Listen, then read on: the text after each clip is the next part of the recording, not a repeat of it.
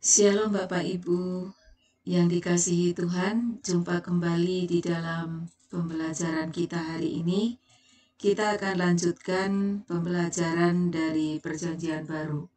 Kita sudah sampai di kitab Roma pasal 2. Dan hari ini kita akan belajar Roma 2 ayat 1 sampai 29. Nah, ini dibagi jadi dua bagian, yaitu yang pertama dari Roma pasal 2 ayat 1 sampai 16 tentang hukuman Allah atas semua orang. Pada pembelajaran sebelumnya dalam Roma pasal 1, kita sudah belajar tentang Injil adalah kekuatan Allah yang menyelamatkan. Pembenaran hanya terjadi karena iman kepada Kristus. Kristus adalah kebenaran Allah yang dinyatakan dan orang benar akan hidup oleh iman. Kemudian kita juga sudah belajar bagaimana murka Allah akan nyata bagi kefasikan dan kelaliman manusia. Dalam kefasikan dan kelalimannya, manusia menyerupakan Allah dengan manusia ciptaan, binatang, dan lain-lain. Bahkan mereka hidup seperti binatang, melakukan hidup seksual yang tidak wajar, dan seterusnya. Nah, hari ini kita belajar tentang hukuman Allah terjadi juga bagi mereka yang merasa dirinya baik-baik saja, mereka yang suka menghakimi orang lain. Orang yang menghakimi orang lain adalah orang yang merasa dirinya oke. Padahal sebenarnya kelakuan mereka pun sama, hanya saja tidak terlihat. Dan Paulus mengatakan bahwa jangan dikira mereka yang suka menghakimi itu terluput dari hukuman Allah. Jika hukuman Allah itu belum terjadi, bukan berarti Allah diam terhadap kelakuan mereka. Bukan berarti Allah setuju dengan perilaku mereka. Namun sebaliknya, Allah bermurah hati, memberikan kesempatan supaya bertobat. Kerinduan hati Allah adalah sebelum hukumannya diberlakukan, ada kerendahan hati untuk bertobat dari orang-orang itu. Jadi pada dasarnya Allah tidak senang menghukum. Dia rindu agar semua orang bertobat dan luput dari penghukuman. Dalam Roma 2 ayat 5 dikatakan, tetapi oleh kekerasan hatimu yang tidak mau bertobat, engkau menimbun murka Allah atas dirimu sendiri. Pada hari waktu mana murka dan hukuman Allah yang adil akan dinyatakan. Biarlah firman ini berbicara dalam diri kita. Jika ada sesuatu yang kita simpan, yang masih kita pertahankan, dan kita tahu bahwa itu adalah dosa, mari jangan keraskan hati. Segera ambil keputusan untuk bertobat.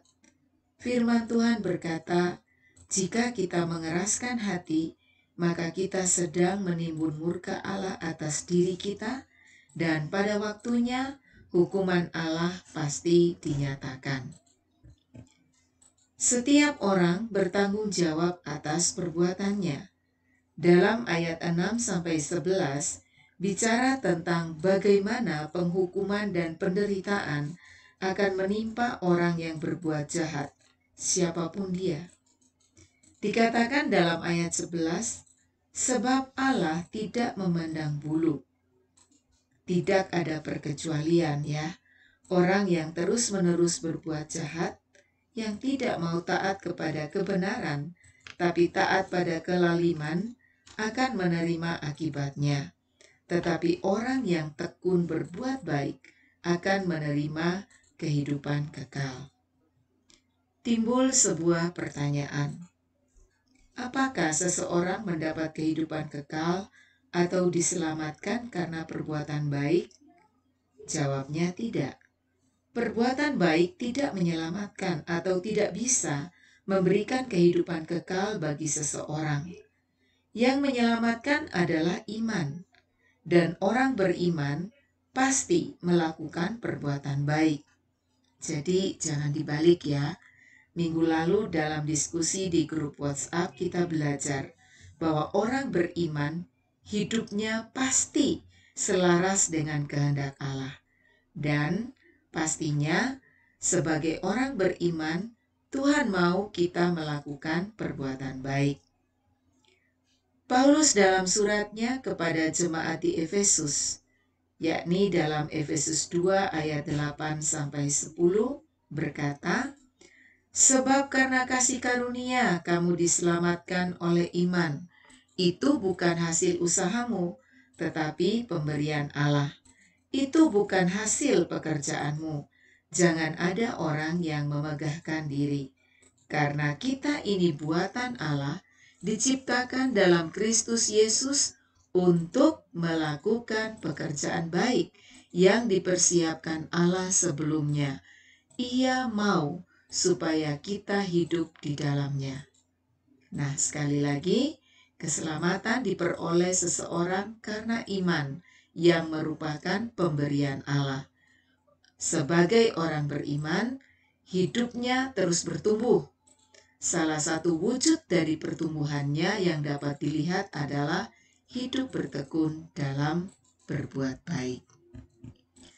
Sebagai orang beriman, perlu kita mengerti dan pahami bahwa perbuatan baik itu tidak berurusan dengan keselamatan, tetapi perbuatan baik itu berurusan dengan upah. Dalam Roma 2 ayat 6 dikatakan bahwa ia di sini adalah Tuhan ya, bahwa ia akan membalas setiap orang menurut perbuatannya. Juga di dalam Wahyu pasal 22 ayat 12 dikatakan, "Sesungguhnya aku datang segera, dan aku membawa upahku untuk membalaskan kepada setiap orang menurut perbuatannya." Jadi Bapak Ibu, kita harus ingat dan kita harus mengerti dengan sungguh-sungguh bahwa keselamatan itu karena iman. Sedangkan perbuatan baik yang kita lakukan itu dalam urusannya dengan upah. Selanjutnya dalam surat ini Paulus mengingatkan bahwa orang Yahudi yang memegang teguh hukum Taurat dan orang non-Yahudi yang tidak punya hukum Taurat sama-sama akan dihakimi. Nah, standar yang dipakai dalam penghakiman ini adalah Injil. Di dalam ayat 16 dikatakan, "Hal itu akan nampak pada hari bila mana Allah sesuai dengan Injil yang kuberitakan akan menghakimi segala sesuatu yang tersembunyi dalam hati manusia oleh Kristus Yesus." Patokan untuk menghakimi adalah Injil, dan hakimnya adalah Kristus Yesus. Nah, melalui pelajaran ini kita bersyukur ya, karena kita telah memiliki Injil. Apa itu Injil? Kita telah pelajari dalam Roma 1 ayat 16 yang dikatakan, Injil adalah kekuatan Allah yang menyelamatkan. Kristus Yesus adalah pribadi yang telah menyelamatkan kita. Dialah yang telah menanggung hukuman atas segala kefasikan dan kelaliman kita, sehingga kita pasti dibebaskan dari murka Allah.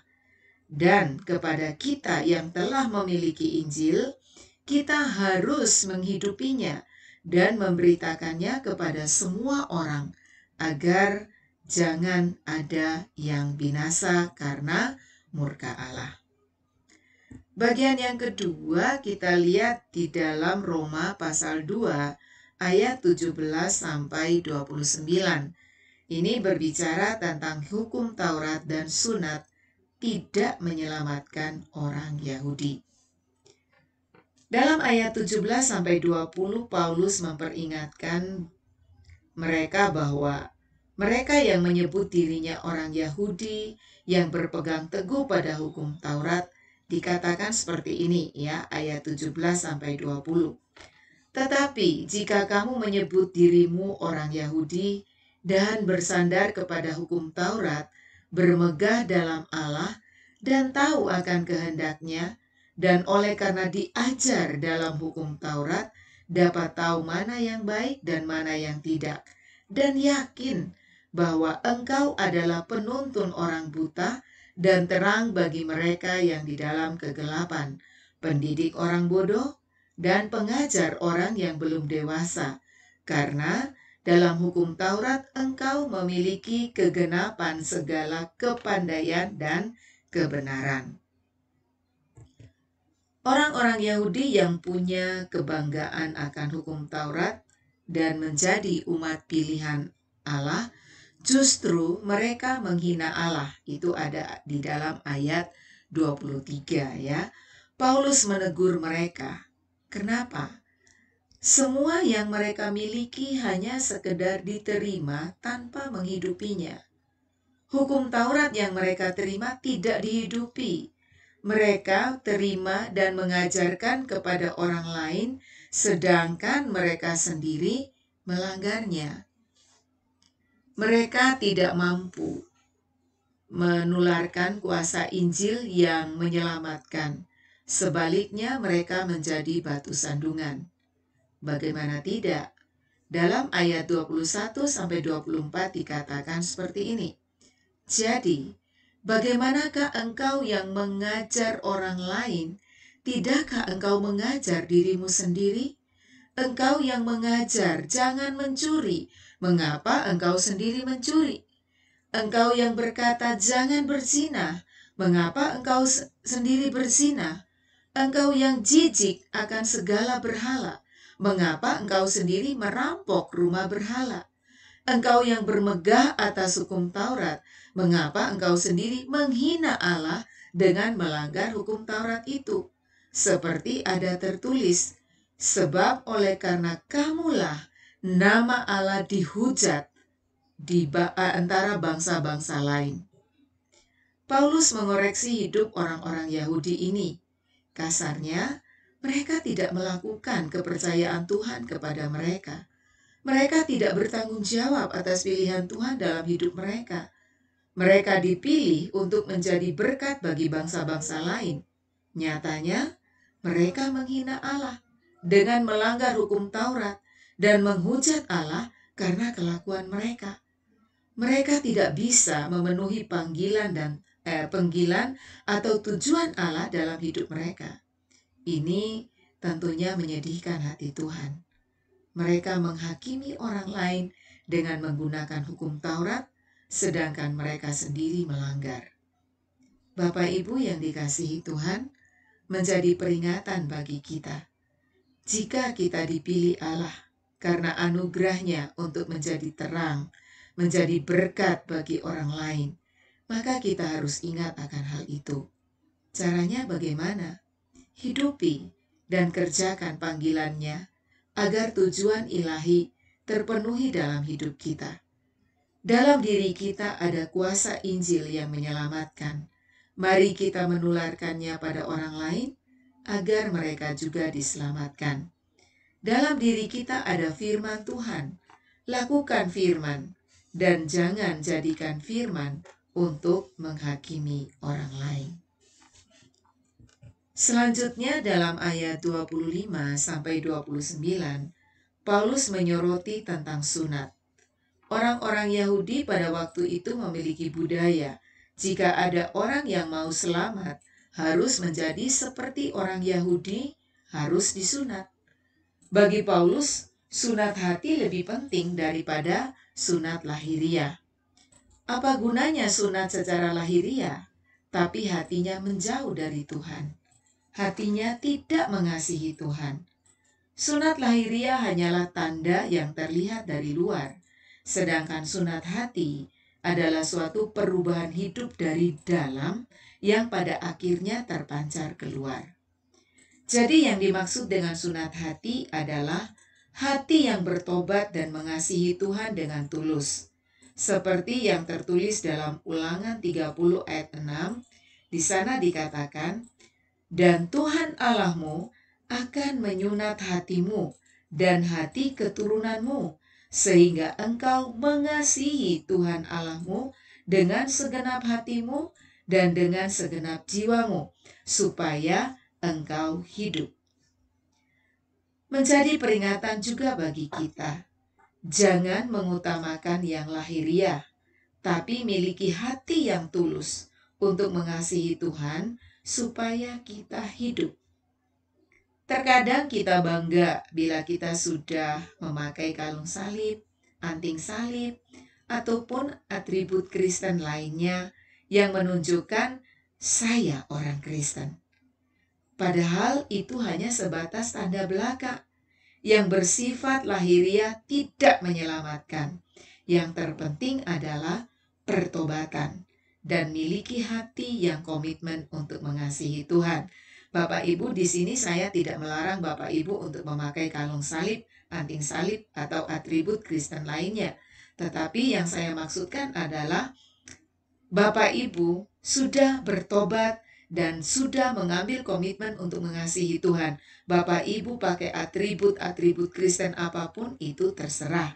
Tetapi itu jangan hanya sekedar secara lahiriah belaka. Bapak Ibu, apa yang menjadi pembelajaran bagi kita dari Roma pasal 2 ayat 1 sampai 29 ini? Jika hari ini ada kesempatan untuk bertobat, mari kita bertobat. Firman Tuhan mengajarkan kepada kita, jika kita tidak bertobat, itu sama dengan kita sedang menimbun murka Allah. Suatu saat, jika waktunya tiba, murka Allah pasti dinyatakan. Lalu, jangan menghakimi orang berdosa, karena kita sendiri pun belum tentu tidak melakukan dosa yang sama.